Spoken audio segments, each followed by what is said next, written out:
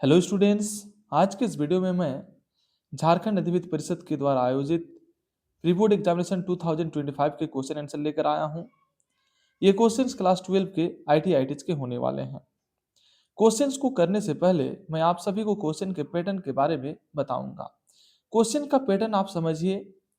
यहाँ पर देखिए, कुल समय 3 घंटा और पूर्णांक 30, यानी कि आईटीज क्लास 12 में जो क्वेश्चन पूछे गए थे वो टोटल 30 मार्क्स के क्वेश्चन पूछे गए थे।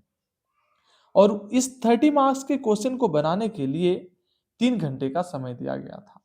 और क्वेश्चन के टाइप क्या थे? तो क्वेश्चन के टाइप को आप देखिए। क्वेश्चन का टाइप है multiple choice questions. Multiple choice questions 14 पूछे गए थे और प्रत्येक के लिए 1 अंक मिलना था। और इस प्रकार से 14 इंटू 1 इक्वल टू 14 मार्क्स के टोटल मल्टीपल चॉइस क्वेश्चंस हो जाते हैं। और long answer type questions 4 into 4 यानी 4 क्वेश्चंस, और उसके लिए प्रत्येक के लिए आपको 4 मार्क्स मिलने हैं, यानी 4 इंटू 4 इक्वल टू 16। और यहाँ पर लॉन्ग आंसर टाइप क्वेश्चंस में आपको 4 नहीं बल्कि 5 क्वेश्चंस मिलेंगे। और इस 5 क्वेश्चंस में आपको 4 क्वेश्चंस बनाने थे। और यहाँ पर आपके मल्टीपल चॉइस क्वेश्चन 14 और लॉन्ग आंसर टाइप क्वेश्चंस 4 आपको बनाने थे। ठीक है, तो यहाँ पर मैं अभी इस वीडियो में लॉन्ग आंसर टाइप क्वेश्चंस को बताऊंगा। और मल्टीपल चॉइस क्वेश्चंस को अगर आपको देखना है, उसका सॉल्यूशन देखना है, तो आप उसके लिए इससे पिछले वाले जो वीडियो मैंने इस चैनल पर IT school Ranchi YouTube channel पर जो अपलोड किया हुआ है, आप उस वीडियो को देख सकते हैं। ठीक है, यहाँ पर मैं लॉन्ग आंसर टाइप क्वेश्चंस कराऊंगा, मल्टीपल चॉइस क्वेश्चंस मैं पहले करा चुका हूँ। तो चलिए, ये आप देख सकते हैं 14 क्वेश्चंस आपको मल्टीपल चॉइस क्वेश्चंस देखने को मिलेंगे, जिसके बारे में मैंने पिछले वीडियो में बता चुका हूँ। ये 14 क्वेश्चंस हैं। यहाँ 15 नंबर से आपको लॉन्ग आंसर टाइप क्वेश्चंस मिलेंगे। पहला क्वेश्चन क्या है, देखिए लॉन्ग आंसर टाइप क्वेश्चन में, what is Python, explain data types and variables. Python क्या है, इसके डेटा टाइप्स और वेरिएबल को बताएं। पाइथन क्या है? तो पाइथन एक उच्च स्तरीय, हाई लेवल, इंटरप्रेटेड और जनरल पर्पस प्रोग्रामिंग लैंग्वेज है। और एक बार समझिए, पाइथन एक हाई लेवल, इंटरप्रेटेड और जनरल पर्पस प्रोग्रामिंग लैंग्वेज है। और इसको जो बनाने वाले हैं, इसको जो डेवलप करने वाले हैं, वो हैं गुइडो वैन रूसम। और इसका डेवलपमेंट कब हुआ? 1991 में। आगे है, पाइथन का जो सिंटैक्स है वो सरल होता है और पढ़ने में आसान होता है। और इसका उपयोग web development, data science, machine learning, automation, game development आदि में होता है। ठीक है, तो पाइथन के यहाँ 3 पॉइंट दिए गए हैं और पाइथन का डेफिनेशन दिया गया है। पाइथन क्या है? तो पाइथन एक हाई लेवल, इंटरप्रेटेड और जनरल पर्पस प्रोग्रामिंग लैंग्वेज है। और इसको किसने डेवलप किया? तो गुइडो वैन रूसम ने 1991 में किया। और इसका सिंटैक्स सरल और पढ़ने में आसान होता है। और इसका उपयोग web development, data science, machine learning, automation, game development आदि में होता है। अब हम लोग इसके डेटा टाइप्स को समझेंगे। डेटा टाइप क्या होता है, आप इसको पहले समझिए। पाइथन में अलग अलग प्रकार के डेटा को स्टोर करने के लिए डेटा टाइप्स का उपयोग किया जाता है। इसका मतलब हुआ कि पाइथन प्रोग्रामिंग में डेटा को, अलग अलग प्रकार के डेटा को स्टोर करने के लिए डेटा टाइप्स का प्रयोग किया जाता है। ठीक है, इसका मतलब हुआ कि डेटा किस प्रकार के हैं, उस डेटा के प्रकार को बताने के लिए डेटा टाइप्स का प्रयोग किया जाता है। ठीक है, जैसे कि हमें बताना है कि सिस्टम को हमें बताना है कि हम जो डेटा स्टोर करने जा रहे हैं वो डेटा कैसा है, डेसिमल है। ठीक है, 10 मतलब ये एक डेसिमल नंबर है।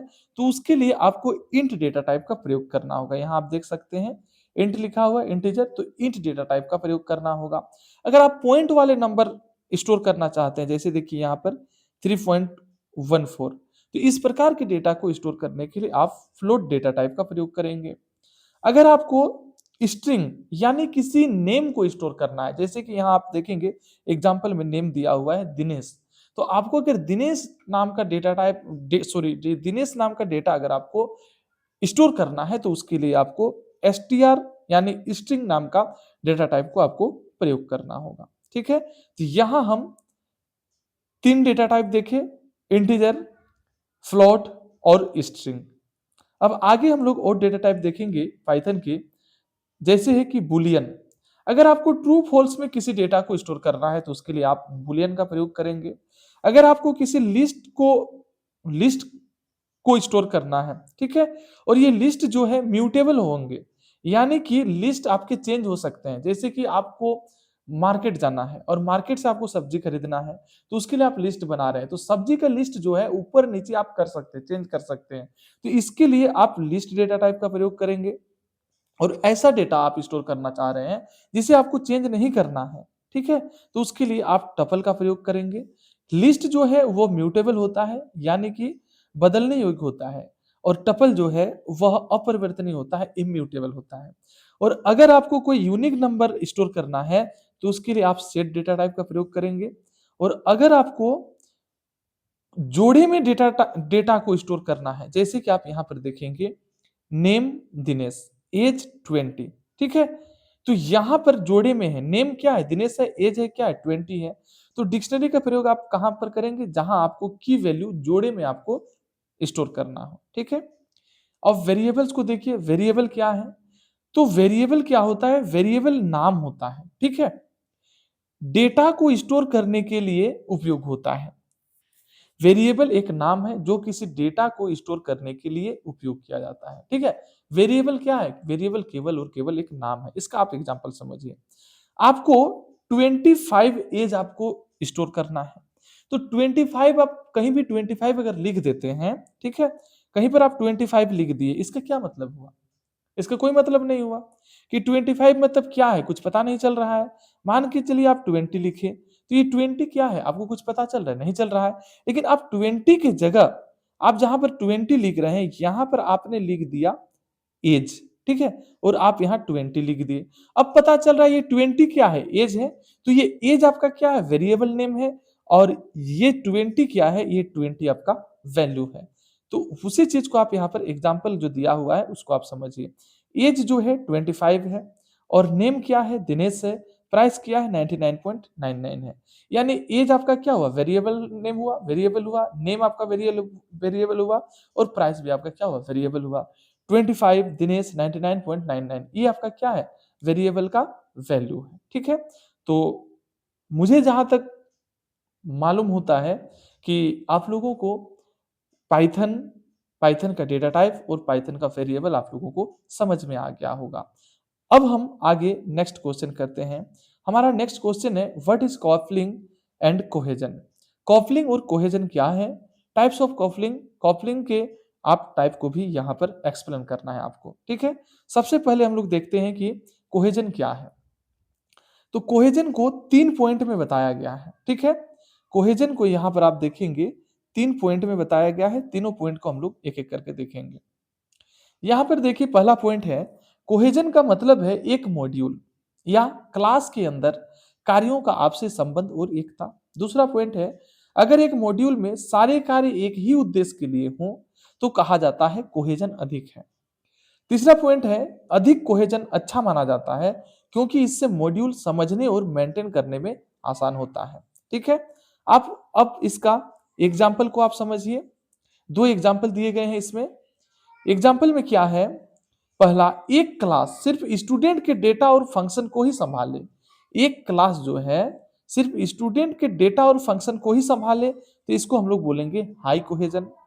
दूसरा पॉइंट है, वही क्लास स्टूडेंट डेटा के साथ साथ टीचर और कोर्स भी संभाले, तो उसको हम लोग बोलेंगे लो कोहेजन, ठीक है। यहां पर दो एग्जांपल दिया गया है, हाई कोहेजन और लो कोहेजन। हाई कोहेजन में क्या है, एक क्लास सिर्फ स्टूडेंट के डेटा और फंक्शन को ही संभाले, तो इसको हम लोग बोलेंगे हाई कोहेजन। और वही क्लास स्टूडेंट डेटा के साथ साथ टीचर और कोर्स डेटा भी संभाले, तो उसको हम लोग बोलेंगे लो कोहेजन। अब आप देखिए कॉपलिंग क्या है। तो कॉपलिंग को 3 पॉइंट में बताया गया है, आप तीनों पॉइंट को एक एक करके हम लोग देखेंगे। पहला पॉइंट है, कॉपलिंग का मतलब है एक मॉड्यूल और या क्लास का दूसरे मॉड्यूल पर निर्भर होना। एक मॉड्यूल या क्लास का दूसरे मॉड्यूल पर निर्भर होना। दूसरा पॉइंट है, यदि एक मॉड्यूल दूसरे मॉड्यूल की अधिक जानकारी पर निर्भर है, ठीक है, तो इसको हाई कपलिंग बोलेंगे। यदि एक मॉड्यूल दूसरे मॉड्यूल की अधिक जानकारी पर निर्भर है, तो इसको हम हाई कपलिंग बोलेंगे और इसे कम पसंद किया जाता है।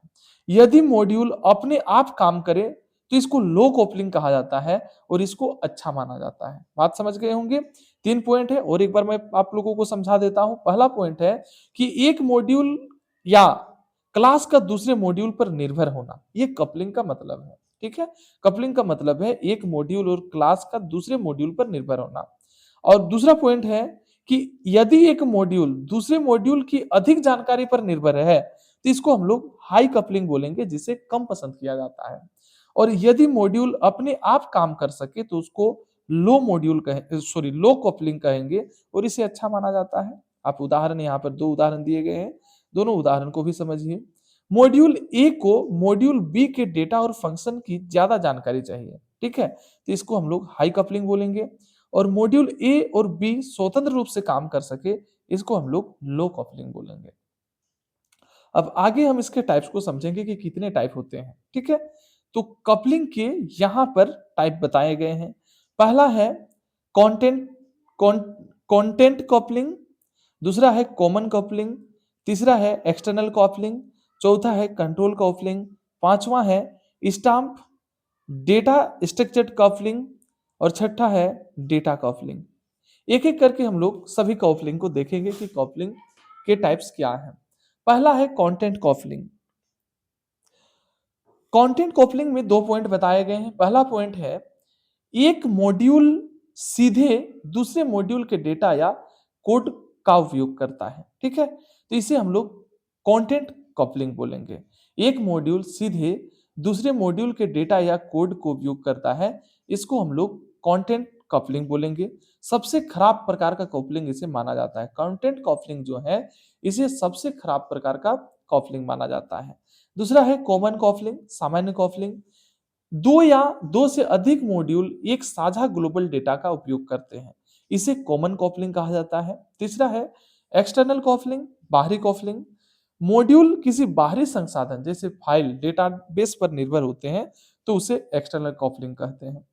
कंट्रोल कॉपलिंग, एक मॉड्यूल दूसरे मॉड्यूल को निर्णय लेने के लिए संकेत भेजता है, इसे कंट्रोल कॉपलिंग कहते हैं।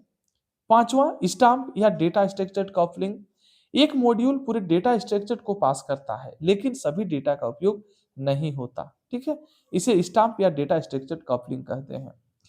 नेक्स्ट है डेटा कपलिंग।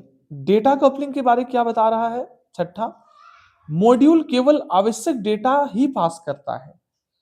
मॉड्यूल क्या है? केवल आवश्यक डेटा को ही पास करता है, इसे सबसे अच्छा प्रकार का कपलिंग माना जाता है। तो यहां पर आप 2 कपलिंग देखें। सबसे पहला जो है कंटेंट कपलिंग, ठीक है, इसे सबसे खराब प्रकार का सबसे खराब प्रकार का कपलिंग माना जाता है। और छठा नंबर का जो है डेटा कपलिंग, इसको सबसे अच्छा प्रकार का कपलिंग माना जाता है। ठीक है, तो आप समझ गए होंगे कि कपलिंग क्या है, कोहेजन क्या है और कपलिंग के कितने टाइप हैं। आप इसे नोट्स के रूप में अपने कॉपी में उतार सकते हैं, ये आपके लिए नोट्स के रूप में काम करेगा एग्जाम के टाइम पर। ठीक है, नेक्स्ट हम लोग 17 नंबर का क्वेश्चन देखेंगे। What is SRS? Full explanation. SRS क्या है, इसका पूरा एक्सप्लेनेशन आपको बताना है। ठीक है, यहां पर आप देखिए एसआरएस का पूरा नाम होता है सॉफ्टवेयर रिक्वायरमेंट स्पेसिफिकेशन। ठीक है, एसआरएस का पूरा नाम है सॉफ्टवेयर रिक्वायरमेंट स्पेसिफिकेशंस।